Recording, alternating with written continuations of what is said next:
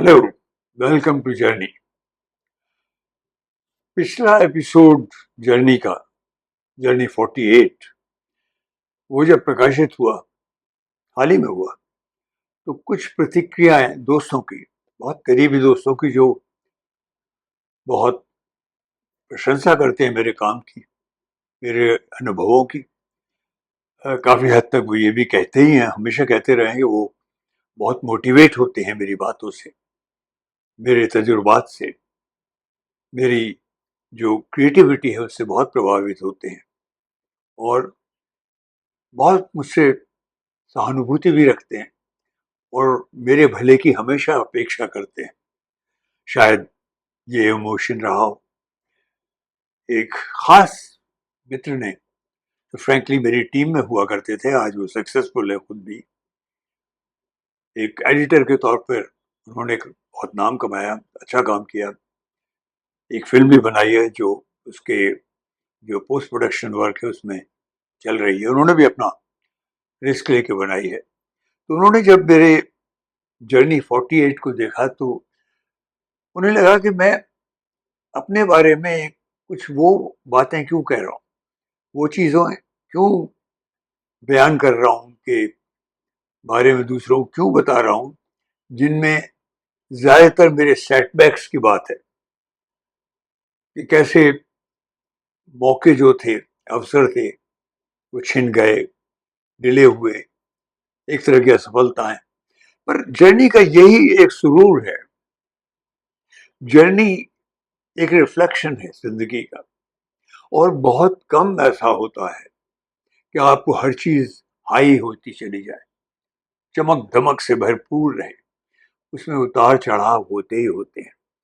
तो उनका बयान करना मैंने समझा एक तरह से अपनी जो एक एनर्जी है जो कि चलाती रहती है आपको सेटबैक्स के बावजूद, उसका प्रदर्शन भी है। एक तरह से कहीं ना कहीं मैं रिलेट करने की कोशिश की है, मैंने रिलेट कर रहा था मैं जुड़ने की, कि मेरी लाइफ भी बड़ी साधारण ऑर्डिनरी लाइफ रही है। क्योंकि मेरे मित्र ने ये कहा कि आपसे बहुत प्रभावित होते हैं हम सब लोग, तो ये क्यों आपने बयान किया? भाई, प्रभावित होते हैं अगर मेरी जैसी भी थोड़ी बहुत सफलता है, मेरे अचीवमेंट्स हैं, तो उनके पीछे दूसरे हालात भी तो है ना। सेटबैक्स के बहुत हालात हैं।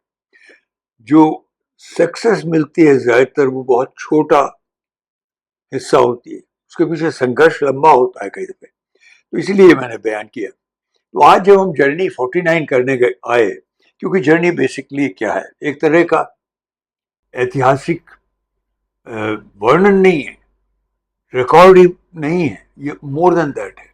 कहीं ना कहीं ये एक मेटाफर भी है, एक एक सांकेतिक तौर पर एक कुछ बड़ी बात कहने का अवसर भी है।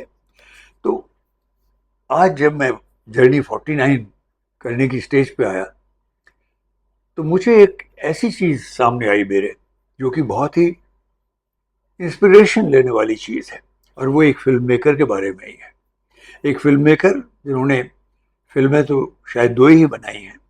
उनकी पहली फिल्म थी मसान, जो बहुत ही चैलेंजिंग बैकग्राउंड के बारे में थी, बनारस के एक ऐसे लड़के के लिए थी वो फिल्म, उसके बारे में थी जो कि जो डेड बॉडीज होती हैं हिंदुओं की, उनको जो चिता पे रखना, जलाना, उस सब के बारे में थी। और उसका ताल्लुक एक ऊंचे कुल की लड़की के साथ, और बहुत ही सेंसिटिव फिल्म थी, बहुत नाम कमाया उसने।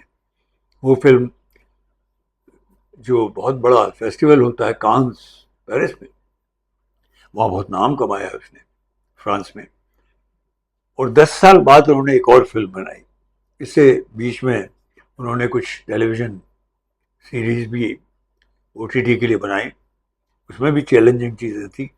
लेकिन अभी उनकी एक फिल्म तैयार हुई जिसका टाइटल है होम बाउंड, और मैं हैरत में आ गया, कितनी गहरी फिल्म है ये। एक फुल पेज आर्टिकल मैंने देखा इंडियन एक्सप्रेस के मैगजीन सेक्शन में, ये है वो आर्टिकल इंडियन एक्सप्रेस के आई सेक्शन में। I had been hiding 35 years when you masquerade your confidence dies। इस फिल्म के संबंध में या इस आर्टिकल के संबंध में मैंने जर्नी 48 में जो मैंने बातें लिखी थी और मेरे मित्र ने जो कहा उनका जिक्र क्यों किया, क्योंकि अगेन अगर आप पूरी चीज़ नहीं बोलेंगे अपने अंदर की, आधी बोलेंगे कि मैंने ये हासिल किया, ये अचीव किया, वो किला जीता मैंने, तो आप मैस्करेड कर रहे हैं, आप किसी एक फालतू की चमक दमक के पीछे छिप रहे हैं। तो ये जब मैंने पढ़ा और आर्टिकल पढ़ा तो मैं बहुत ही सख्ते में आ गया। और बड़ा चैलेंजिंग सब्जेक्ट। एक बशीर बसारत साहब हैं कोई, उन्होंने न्यूयॉर्क टाइम्स में एक आर्टिकल लिखा और ये आर्टिकल किस बारे में था? बशारत पीर साहब है, उनका नाम बशारत पीर है। ये आर्टिकल 2020 में जो लॉकडाउन हुआ था और लोगों को अचानक ओनली एन आवर्स नोटिस और 2 अपने घर छोड़ के, अपनी काम करने की जगह छोड़कर लंबी यात्रा पैदल करते हुए या कहीं कोई व्हीकल मिल गई, कोई ट्रक ठेला मिल गया, उस पर चढ़कर दूर दराज यूपी में या बिहार में अपने गांव में जाना पड़ा। बहुत बड़ी तादाद में लोग गए। ऐसे 2 लड़कों की कहानी है। एक हिंदू है अमित और दूसरा एक मुसलमान लड़का है, उसका नाम शायद मोहम्मद है फिल्म में। ये दोनों एक साथ एक कमरे में अहमदाबाद में काम करते रहे होंगे, शेयर करते रहे होंगे, तो इनको भी जाना पड़ता है। इनके फैक्ट्री बंद हो जाती है जहाँ ये काम करते थे और ये चलते हैं और किसी तरह से किसी ट्रक में इन्हें जगह मिल जाती है और ये उसमें जा रहे हैं। पर रास्ते में जो हिंदू लड़का है अमित, उसको बीमार हो जाता है, उसको बुखार वगैरह पता नहीं क्या क्या होने लगा। तो दूसरे जो लोग थे उस ट्रक में भरे हुए थे, वो ट्रक रोक के इन्हें उतार देते नीचे, डर जाते हैं वो, तो उन्हें सड़क के किनारे उतार देते हैं।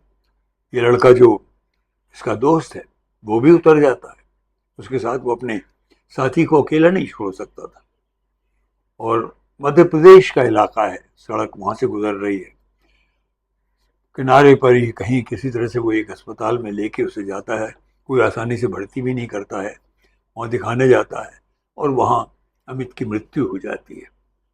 अब ये मुस्लिम लड़का जो है उसको, उसकी जो बॉडी है, उसका जो शव है, उसको कैसे लेके होम बाउंड अपने वहाँ जाता है जहाँ के ये दोनों रहने वाले हैं, उसकी अंतिम यात्रा के लिए, उसके क्रियाकलाप के लिए, अपने तरीके से, मुस्लिम तरीके से।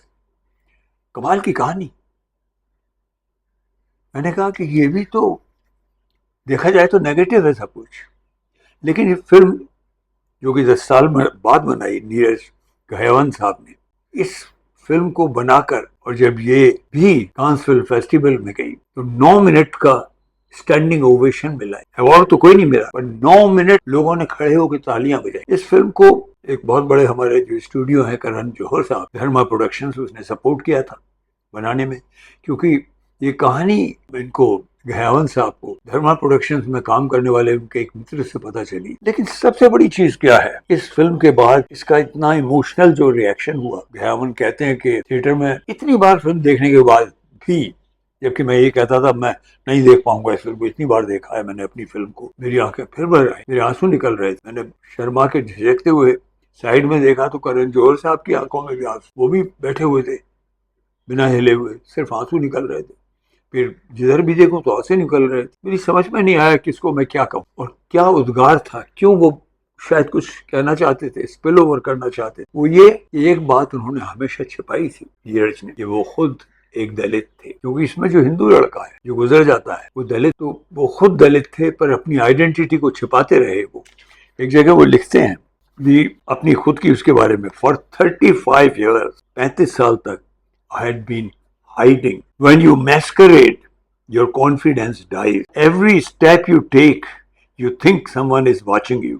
तो मैं छिपाए रखता था, बताया नहीं था मैंने किसी को कि मैं स्वयं एक दलित हूँ। तो इसमें जो चीजें दिखाई हैं वो उनके खुद के तजुर्बात पर बनाई हुई हैं, क्योंकि इसका स्क्रीन प्ले बाद में खुद इन्होंने लिखा।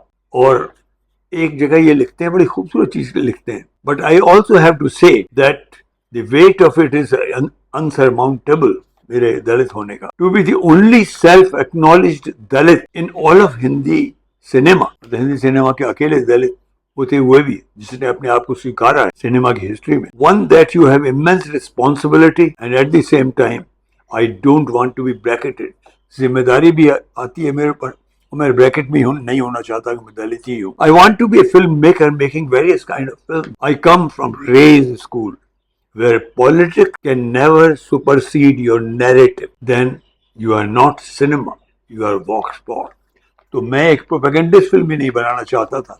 That's what Neeraj says. मैं एक आवाज बनना जरूर चाहता था, पर सिर्फ अपने आप को अपने रोजगार सामने लाने के लिए.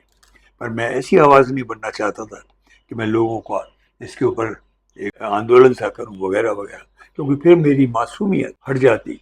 पर एक बहुत बड़ा वजन मैंने अपने आप हटा लिया कि मैंने कन्फेस किया कि मैं एक दलित. उससे मुझे बहुत बहुत स्वतंत्रता का आभास हुआ. कितनी खूबसूरत बात मेरे फेलो फिल्म मेकर ने कही है. अब समझ में आता है कितनी सेंसिटिव फिल्म बनाने के पीछे जिंदगी के जो तजुर्बात, highs and lows and lot of lows, वो काम आते, वही नीरज के काम आए. तो आज की जर्नी में ये कहना जरूरी है कि कभी कभी जब जर्नी के बारे में कुछ कहा जाए, कुछ वर्क जिंदगी के खोले जाए, तो ईमानदारी बड़ा अच्छा काम करती है. मैं चल रहा हूँ, मैं शायद बहुत सक्सेसफुल नहीं हूँ, पर मैं फेल भी नहीं हुआ. मैं एक वॉर में हूँ, और वॉर में तो लड़ते रहने का ही सुरूर होता. तो कुछ लोग मेरे अच्छे दोस्त जो ये समझ बैठे कि मैं सिर्फ अपनी एक नेगेटिव बात कह रहा था, नहीं, मैं एक वर्क खोल रहा था, एक खिड़की खोल रहा था अपनी जिंदगी की, जिसने कहीं ना कहीं मुझे मेरी जो पर्सनैलिटी है, मेरी जो सेंसिटिविटी है मेरे काम के प्रति, उसको बढ़ाने में बल दिया है. My life, my journey is a kind of A work in progress. अभी तो जर्नी कायम है, और भविष्य के बारे में सब कुछ जान लेना कोई बहुत जरूरी नहीं होता. कुछ अनिश्चितताएं भी होनी चाहिए. अनिश्चितताओं में भी एक खूबसूरती होती, नई खोज के प्रति जैसी खूबसूरती होती है, वैसी ही होती है, एक ललक होती है कुछ अचीव करने की. That's what life is and that's what the journey is all about. आज इतना ही.